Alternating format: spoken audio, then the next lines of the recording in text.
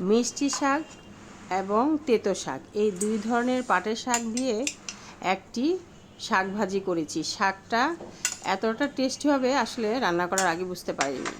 যখন রান্না করে খেলাম, কি শান্তি আর শান্তি।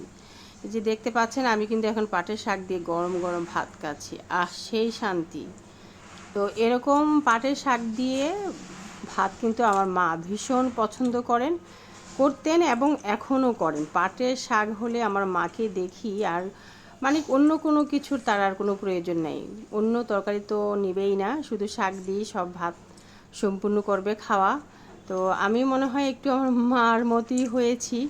আমারও একটু বেশিই প্রিয় এই পাটের শাকটা। আর যদি এরকম হয়, তেতো শাক মিষ্টি শাক দুই শাক মিলে একটি শাক ভাজি করা হয়, সেই ভাজিটা আসলে এতটা ইয়ামি হবে, রান্না না করে না খেলে আসলে বুঝতেই পারতাম না। আর যদি এরকম বোম্বাই মরিচ গ্রানোলার সাথে থাকে, আর তো কোনো জবাব নাই।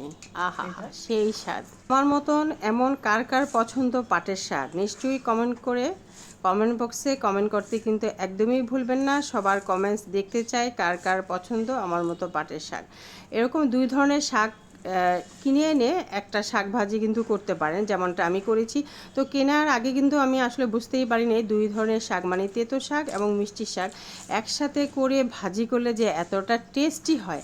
আসলে এর আগে আমি দুই ধরনের শাক একসাথে করে কখনোই ভাজি করিনি। আমি খেয়েছি, আলাদা আলাদা খেয়েছি, মিষ্টি শাক খেয়েছি আলাদা, তেতো শাক খেয়েছি আলাদা, বাট তো এই দুই ধরনের শাক একসাথে করে ভাজি করা হয়নি। এই প্রথম ভাজি করা, মাশাল্লাহ এতটাই আমি হবে বুঝতেই পারিনি। তো আপনাদের কার কার আমার মতো এত বেশি প্রিয় এই শাকটা অবশ্যই কিন্তু কমেন্টস করে জানাবেন। কমেন্টস করতে কিন্তু একদমই ভুলা যাবে না, সবার কিন্তু কমেন্টস দেখতে চাই।